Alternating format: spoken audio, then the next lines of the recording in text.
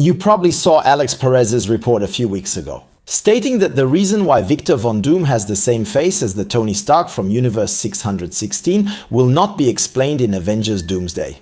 Even worse, in one of his Q&As, the famous insider explains that the reason why Robert Downey Jr. can play both roles would be the same as what allows Chris Evans to play both Steve Rogers and Johnny Storm, which doesn't make any sense. A reason that, up until now, has never been explained. Even Deadpool played on this oddity in his movie during the character's introduction. Oh, absolutely. At the time, like you, I imagine, this information frustrated me a lot, but only if we hadn't understood anything, and if, in reality, we had to read this message backwards. Because here, everyone understands that Robert Downey Jr.'s situation is similar to that of Chris Evans, or Evan Peters, or even Michael B. Jordan, all of whom have played two versions of Marvel characters. But what Alex is also saying is that their situation, in fact, is similar to Robert Downey Jr.'s. So, that a huge theory might be hiding behind all this, a theory capable of explaining absolutely everything. And that's the topic we're going to dive into headfirst today. I'm warning you right now, it might hurt your brain at first, but once you understand it, it'll be extremely hard to get it out of your head. That's why we're entering the spoiler zone, the zone of all dangers. You're with Kevin Buchart, your Prime Variant's favorite theorist, favorite generic.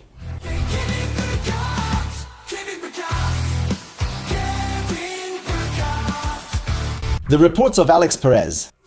To truly grasp what's happening, we must first know its origins. Now, anyone following the superhero universe can't ignore insider reports. I say reports in the plural because for some people, it's become a real full-time job. Mainly on Twitter, these leakers have online sources, mostly people who share information with them bit by bit. But you have to understand one thing, their information often remains just rumors, even if the info comes from a director himself. At Marvel, projects are constantly being rewritten. The ending of a movie can change a week before its release. And add to that the lure of profit. Some use their notoriety to create rage bait, totally fake, just to generate engagement and therefore money. The best example is still My Time to Shine Hello, who loves to announce castings that nobody asks for. For example, Cynthia Erivo in absolutely everything, or half of the pop stars as superheroes. In short, if there's nothing to say, you can say anything, without revealing your real name or face. It's easier, but that's not the point of this video. I want to discuss Alex Perez, who works for the reputable media outlet The Cosmic Circus and appears to have strong Marvel Studios connections. He publishes monthly Q&A articles based on questions from his Discord community, which is often the source of many later articles. Because yes, he's literally the boss of the game, with a success rate over 85%. Yes, there are people who actually track everything insiders say and check whether it comes true or not. And that score, for the record, is absolutely huge. In short, Alex is now the most reliable source in the game. So reliable that it's sometimes hard for him to answer a question clearly without giving spoilers or betraying his source. This often leads to mysterious phrases or enigmatic posts that we have to decode. Here's a concrete example. In one of his recent posts on Twitter, he shows the Green Goblin's helmet with the phrase "First, we attack his heart," along with a little green heart in the description. So, taken like that, out of context, it's incomprehensible. But it echoes a major leak from the Doomsday script, indicating that Doom would rip out Loki's heart, a green heart. Yes, to keep up you have to hang on, but that's what we're here for. Which brings us to the heart of today's theory, which was inspired by the YouTuber Den of Nerds, who suggested a pretty wild idea. It all starts with a Q&A. Actually, a member of Alex's community asked a somewhat off-topic question. Could Dr. Doom be an Iron Man tortured by Kang until he believes he's Doom? The theory comes out of nowhere, but let's move on. Alex then answers this question by saying that just like Chris Evans can play two different characters in the Marvel Cinematic Universe with the same face, Robert Downey Jr. can also play Victor Von Doom. A sentence which, when connected to other reports, suggests that the movie won't explain why Doom has the same face as Tony, or that his face will never be revealed to the Avengers. Led many fans to think that Robert Downey Jr. would play a character with no connection to Tony Stark, which is, let's be honest, extremely frustrating. And that brings us back to the night of the Comic-Con announcement when we were all confused. That's the worst thing he could have done. What are you doing with this character? Calling this a waste of your shot is stupid. Yeah, but this is a clear admission of failure. And what they're shouting is also a big admission of failure. Because that would validate the idea that Robert Downey Jr. only came back for the paycheck. Yes, but no, because the Russo brothers told us right away that the movie was directly connected to the events of Endgame. So, to Stark. But to get back to Alex Perez, we have to go even further back. Back to July 2024. In Deadpool and Wolverine, Marvel is clearly playing with confusion by bringing back Chris Evans as Johnny Storm, while also using Deadpool as a spectator himself. Confusing. Remember, when Deadpool sees his face, he immediately tells Wolverine that it's Captain America. Aye, Captain. You got this. Because in Universe 616, the one where Deadpool applied, with the Avengers, Captain has that same face. Oh my god. He's going to say it. Say what? Avengers, Freeman. Sorry, what now? Anyway, 6 months later, in December 2024, Alex Perez answers several questions about Chris Evans. After reports indicating his presence in Doomsday, an internet user asks him what role he will play. Alex replies that Chris could play several roles. The first is the Steve Rogers from the end of Endgame, who chose a quiet life with Peggy Carter. Notably, he mentions Agent Carter, not Captain Carter. But he also mentions having heard that Evans will play another character who would stand alongside Doom. This is where the theories about Captain Hydra started. Just a few lines below, someone explicitly asks him if he will play Johnny Storm or Captain Hydra again, and Alex clearly answers that he will primarily play Captain America, having lived happily with Peggy, as we just mentioned. But he also hears a persistent rumor that his performance as Johnny Storm isn't over yet. So, no mention of Captain Hydra, but rather the torch again, let me remind you. This answer comes 6 months after the release of Deadpool and Wolverine, where Johnny Storm is literally dismembered by Cassandra Nova. So, let's sum up. Ace Evans could play several characters in the movie. Our Steve Rogers, of course, but also Johnny Storm, a Johnny who could evolve alongside Doom. By the way, this information was confirmed by Chris Claremont, who said that the character would play both heroes and villains. So we have a duality that applies in the same way as Robert Downey Jr., who plays several characters. But then, what can we conclude from this? The plans for Phase 4. As you probably know, the Multiverse saga was a huge mess, ravaged by unexpected events. What could it be? Couldn't just be done with the whole multiverse thing. It's not great. It's just been miss after miss after miss. I think it's been steadily great since Endgame. Kevin Feige had known for years that he wanted to use this saga to basically build the franchise around Secret Wars and finally get his unified universe, just like in the comics. But fate decided otherwise. First, COVID, the pandemic, simply stopped productions and dealt a first blow to Feige's plan. The ending of WandaVision was changed, and the entire plot of Falcon and the Winter Soldier had to be rewritten. Then came the Jonathan Majors case, just as the Marvel executives. Seeing the actor playing the one who remains, the key piece to lead the saga toward a multiverse ending and a global reset, get involved in a domestic violence court case. As a result, another massive rewrite. But that's not all. Feige also had to deal with an internal war at Marvel and Disney, with Bob Chapek taking over as head of the group. The new chief executive officer puts his right-hand man, Karim Daniel, in charge of the media and entertainment division. As a result, all studio heads now have to report to this new intermediary. And this would lead to some of the most disastrous decisions an absurd acceleration in the production of series and movies at the expense of the overall quality of the franchise, but also a prioritization of profit, and not necessarily in line with Kevin Feige's vision. For this new management, the multiverse is a golden opportunity to deliver pure fan service. Not to mention the fact that Feige wanted to bet on Captain Marvel, Black Panther, and Spider-Man to be the new faces of the saga. And unfortunately, the audience rejected Carol Danvers, and Black Panther disappeared under circumstances you already know. Then came the writers and actors strike. Paradoxically, this might be the event that saves Marvel. That's when Kevin Feige and Bob Iger, who had returned to take charge, decided to stop the bleeding and prioritize quality over quantity once again. Once again, total chaos. But as I was saying, Kevin Feige has had his vision for years. Ever since the acquisition of Fox, his goal has been clear: to integrate the X-Men and the Fantastic Four into the 616 universe. All in the most logical way possible, explaining why they weren't there until now, without having to do a hard reboot, in the great tradition of Marvel Comics. We also know that Feige is a huge fan of Jonathan Hickman's work. In fact, a large part of Infinity War and Endgame is already inspired by his runs. The Black Order, the Battle in Wakanda, Hickman's Avengers run were already the foundation long before the arrival of Secret Wars. But why am I telling you all this? Because what many see as opportunism may actually have been prepared since 2021. Even if this television phase starts at the edges of Vision, we'll return to it after. Everything begins with the Loki series, which introduces the Time Variance Authority variants and alternate branches previously mentioned in Endgame by the Ancient One. But above all, it introduces He Who Remains, a variant of Kang who won the war against his other versions, and who then spent countless cycles rewriting and redefining the eternal flow of time. And this is crucial.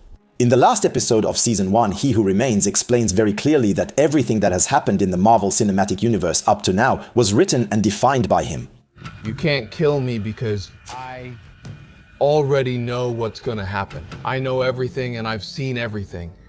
That no one has free will, that he paved the way for all the important characters. Every step you took to get here, I paved the way.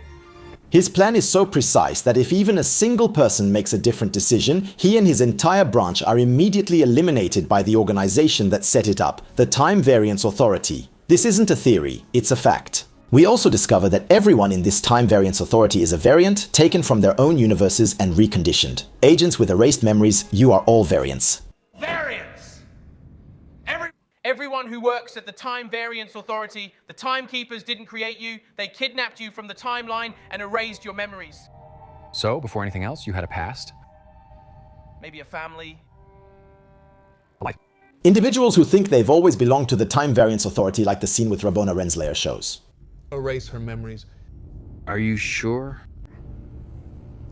Erase all their memories? And when I tell you that everything starts there, it's because, in reality, everything starts with Mobius. Season 1 heavily emphasizes his passion for jet skis. Your desk, that magazine. Yeah, the one on jet skis, yes. Why do you have that? Because they're awesome. You ever been on one? No, so why read about it? It just helps remind me of what we're fighting for. Without ever explaining why before Season 2, which reveals to us that before being captured by the Time Variance Authority, Mobius, whose real name is Don, was a passionate jet ski salesman. But also a single father of 3 boys, traits that are deeply rooted in him and never disappeared, despite his memory being erased. I had a life before the Time Variance Authority came along. Maybe I had a jet ski, that's what I'd like to do. Just riding around on my jet ski. Just like he did with B-15 and everyone else, and that's an essential point. This shows that He Who Remains can reshape universes and individuals, erase their memories and reassign them, but he's not able to erase everything 100%. Maybe this is the first step in Kevin Feige's plan, because Mobius isn't the only clue. In Doctor Strange in the Multiverse of Madness, when Strange is introduced to the Illuminati, he meets Reed Richards from the Fantastic Four. When he hears the team's name, he reacts. Fantastic Four. Didn't you guys chart in the 60s? At the time, we all wondered what that meant, without being able to see the bigger picture. Strange is a genius. He has a photographic and sensory memory, which makes him absolutely unbeatable at blind tests, as shown in his first movie. The photographic memory is how I got my MD and PhD at the same time. With the memory he has, this feeling of déjà vu he experiences here is unusual for him. Like Mobius, he feels like he knows the Fantastic Four. He knows they come from the 60s. But he's unable to explain why. And this element isn't there by accident. If the eternal timeline was rewritten by He Who Remains, if he's able to reconfigure everyone's memories and roles, then that means that, in the original universe, Strange really did share the same world as the Fantastic Four. But let's get back to 1. It's a series that launched Disney Plus on the Marvel side. It's also part of a global strategy. Remember the Halloween episode, the one inspired by Malcolm?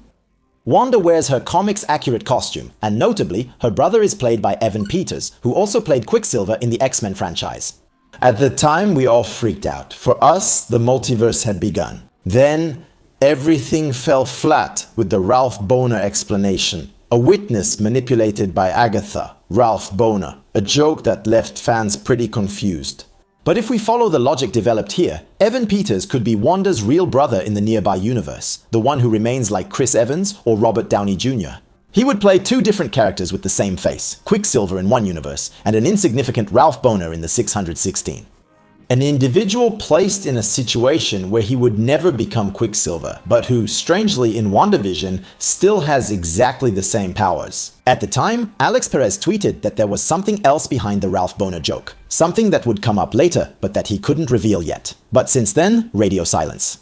But unfortunately, the plans put in place in Phase 4 completely went off the rails in Phase 5, with internal panic and catastrophic choices that no longer respected Feige's original vision. To the point that, after being sidelined so much, Feige started working in parallel on his own movie, Star Wars, while dozens of projects were still in progress. But in 2024, with the announcement of Doomsday, the original plan came back strong, the theory of the Great Replacement. Shortly after the announcement, at Comic-Con, Robert Downey Jr. was invited to the War Chatter podcast by The Hollywood Reporter magazine. In this fascinating interview, Robert Downey Jr. explains the behind the scenes of his return to the Marvel Cinematic Universe. Susan and I were sitting down with Feige at one point, and he said, it just keeps occurring to me that if you were to come back, Susan was like, wait, come back as what? How Kevin Feige went to get the Russo brothers with one idea in mind: to have Robert Downey Jr. as Doom for Secret Wars all along, and how the only way to bring the whole team back was to have the right story. Obviously, a story strong enough to justify the return of the greatest hero of the Infinity Saga in the role of the greatest villain in the Marvel Universe. I can't say too much about it, but what is going on there right now is so beyond my expectation of what was possible. So, we still don't know the brilliant idea that Stephen McFeely had to accept this challenge. But you've known my theory for several weeks. It's linked to He Who Remains and his rewriting of the 616 universe. In my opinion, and I'm not the only one, He Who Remains recreated a world where he eliminated all threats to his hegemony. Not only by removing any possibility of another variant of himself emerging, as he says himself in the series, and I ended the multiversal, but also by erasing or redirecting all the characters who could threaten his plan. That's why we don't have the X-Men, the Fantastic Four, or Doctor Doom in 616. Only Avengers, whose powers come from events controllable by He Who Remains, no uncontrolled mutations, no genius capable of surpassing him. In this logic, Victor Von Doom would have been reassigned as Tony Stark. A golden childhood, a perfectly guided path, a life that leads him to invent time travel, essential to the technology of, then to sacrifice himself at the right moment. Thus, Doom never had his tragic origin story. He was placed in a controllable framework. That would explain why Tony always had this feeling of not belonging to his family, why something felt off. We can even imagine that the story told by Mobius in Season 2 of Loki, the one about the mission near the Black Sea, would actually correspond to the capture of young Victor, to reassign him. A pair of agents went out on a mission near the Black Sea to find a variant, responsible for 5,000... Mobius talks about a child who was supposed to cause the death of 5,000 people, a key individual. A mission where he himself hesitated, maybe because deep down he felt that this plan was unnatural. Who had never had any problems with pruning before. He had never hesitated, but that day he did. Ultimately, Renslayer completes the mission, the same Renslayer thanked by He Who Remains in Season 2. You made a difference in this war. Thank you for being on my team, saying that without her, he would never have won the war. Then, who erases her memory? A scene between Mobius and Loki, which was actually added at the last second. No, it wasn't planned in the original script, which is also a clue, since for now it doesn't lead to anything, so it must be useful at some point. But let's stick with this idea of a major replacement. That would explain how Robert Downey Jr. could play two different characters, because Tony Stark, as we knew him, would actually be the real Victor Von Doom of the previous iteration of 616. And if we apply Alexander's logic, the same pattern could apply to Steve Rogers. And what if the original version of the character played by Chris Evans was actually Johnny Storm, placed in the role of Steve Rogers? Yes, I know it sounds crazy, but let's go over the facts. Alex specified that Chris Evans would return as Johnny Storm and that this time he would be on Doom's side. Strange, isn't it? Prior to First Step's release, some insiders said a post-credit scene was meant to feature Chris Evans. At the time, many people imagined Reed going to find Captain America, but in one of my videos, I mentioned the idea of finding another Fantastic Four team, the one from the 2000s movies. And it seems that this was the direction they chose. The scene was even reportedly filmed. Remember that hidden actor? When joining the set, it appears that it really was Chris Evans. A scene that was ultimately removed to be used earlier in Doomsday. But then, why would Johnny Storm be on Doom's team? Because another rumor mentions the presence of the Maker in the film. The Maker, who, let me remind you, is a twisted version of Reed Richards. It's already been confirmed that he won't be played by Miles Teller.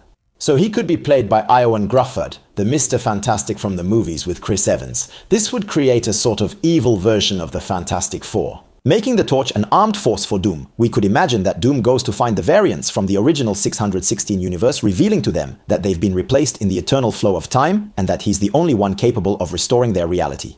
A confusing, even disturbing theory, but one that connects Robert Downey Jr., Chris Evans, and Evan Peters, because Evan Peters could also be the real brother of Wonder Woman. The nearby universe, the one that remains basically, the original Quicksilver from the 616 universe, and I think Spider-Man, Brand New Day will take this logic even further. Most insiders agree. Now, Sadie Sink would play Jean Grey. Once again, same logic. In this version of the world, the mutant gene would have been more or less neutralized.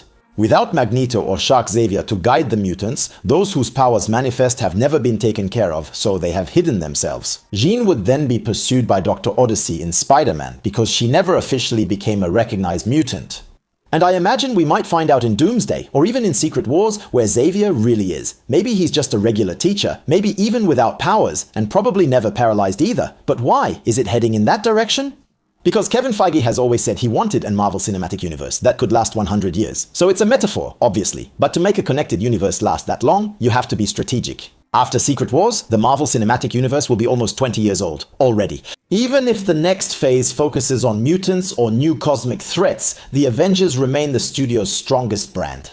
This theory would allow the Avengers to be recast smoothly. In the soft reboot, Chris Hemsworth has already said he still has a lot to tell with Thor. Mark Ruffalo should continue as Hulk. But with this system, we could introduce a new Steve Rogers and a new Tony Stark, coming from the nearby universe, the one that remains. And with that, why not a whole new team of Avengers? Classic? Golden Age version. With a new Ant-Man, maybe even Hank Pym, a new Wasp, Wonder Woman, Scarlet Witch, Captain Marvel, and, why not, Hercules. A fully acknowledged reboot with a new team, though there are inconsistencies and the theory isn't perfect. Michael B. Jordan played Killmonger and Johnny Storm, Aaron Taylor Johnson was Pietro, then Kraven, and Oscar Isaac was Apocalypse, then Moon Knight. If the theory is true, Marvel might not connect everything, especially since some movies aren't considered fully canon, like the 2015 Fantastic Four or the Kraven universe. But imagine if they fully embraced it, making Aaron Taylor Johnson's Kraven the 616 Kraven a reset, which would be pretty cool. And I know what you're thinking. Blah blah blah, it's too complicated, they'll never do that, it's too hard to explain. Actually, it's complicated only if you want to make it complicated. But Marvel has proven in the past that they know how to make complex concepts pretty simple in the end, like for example the concept of time travel or parallel branches. But then, what does that mean for Doom's true destiny? The Russo brothers promised a challenging movie. In a recent Empire D magazine interview, they discussed the film's complexity and the tone needed for a character like Doom. They have repeatedly emphasized his sacrificial and manipulative side, and in recent days, many leaks have appeared, giving us new elements to add to the discussion. So, I'm warning you, there are going to be major spoilers, you've been warned. Like I said, the movie will show us Doom's face, but it will never be shown to the Avengers. The idea would be for the audience to understand that he has the face of Tony Stark without really explaining why. So we would be in the same situation as him, but above all, in confusion.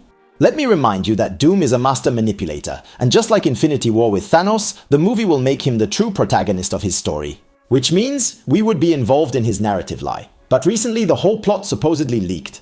Take this with a huge grain of salt obviously, but the plot suggests that Doom lost his family in a tragic accident. An experiment mixing science and magic in which his entire family died and his own body was severely mutilated. That's how, as it was said, he would become like the universal monsters, a tragic broken figure. His armor would then serve to help him survive, to keep his body alive after that accident, and his quest would begin from there. He would blame the multiverse for this tragedy, particularly Steve Rogers, whom he holds responsible for both the multiverse's end and his universe's destruction.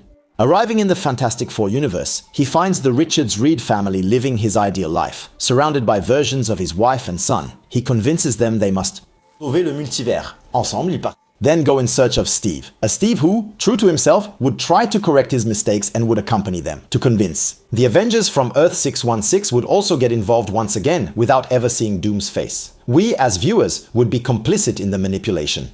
Without going into all the other details of the licks, Steve and Thor would eventually uncover the deception by finding Loki, inert, his heart ripped out. That's when they would realize they had been fooled. Then, the Avengers, the X-Men, and the Fantastic Four would go to confront Doom in his domain, in Ladder Asveri. And that's where it gets interesting, because he doesn't reveal everything. But here's how I see things. Initially, I struggled with the Asveri story, believing it would all lead to nothing.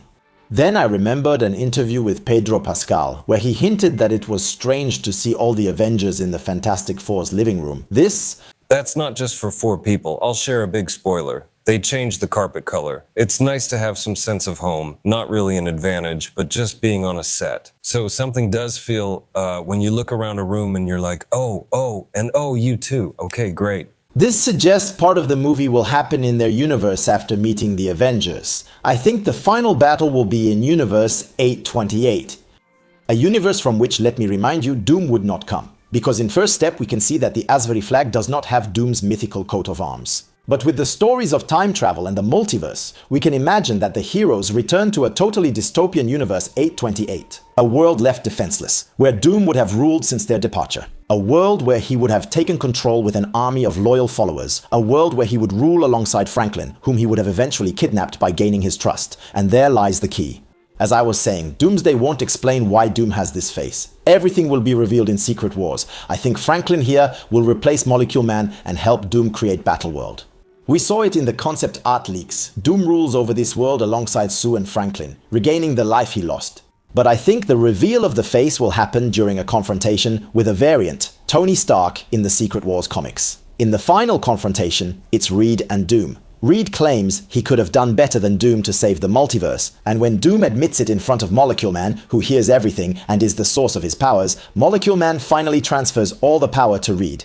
However, in the Marvel Cinematic Universe, the Reed-Doom relationship hasn't been developed like in the comics, because as I was saying, I don't think Doom is originally from the 828. Once again, I think the post-credit scene of the Fantastic Four takes place in Doom's universe, as I showed in this previous video. To replace the Reed-Doom confrontation, we could then have a confrontation between a variant of Tony Stark and Doom. A scene around the same idea, with Tony claiming that he could have done better, that he has always done better. A confrontation where Doom would reveal that our Tony Stark should never have existed, that it should have always been Victor Von Doom, simply explaining the concept of replaced characters in Universe 616. But above all, a confrontation that would prove que l'accident du début de Doomsday, not Steve's fault, but actually Doom's, because he is the one who sacrificed his own family. Victor would have learned that his reality is actually fake, that he was placed there by He Who Remains, and that he was replaced in the eternal flow of time. So he would have sacrificed his loved ones to take back Franklin's powers, in a catastrophic attempt to reclaim his place, which drove him to madness. By the way, a pretty crazy revelation. But it seems that the famous photo posted by the Russos, the one we've all spent a lot of time on, is actually the set where this scene was filmed, the one where Doom sacrificed his family. In short, the whole lie of the two movies would then be exposed. Franklin, taking on the role of Molecule Man here, would hear everything and decide to take away all of Doom's powers. Offering an ending similar to Jonathan Hickman's run, leading to the soft reboot, Franklin and Reed would together recreate a unique universe where every character finally has their place as originally planned. And I don't know about you, but I would find that absolutely awesome. Well, let me know in the comments what you think about this theory. I have to admit I enjoy how this unfolds if you're discovering me. Each week I analyze Marvel Universe theories in videos live at noon or in the spoiler room on Sunday evenings. We'll meet next week, same day and time. Meanwhile, stay curious. That's the key to happiness. Bye.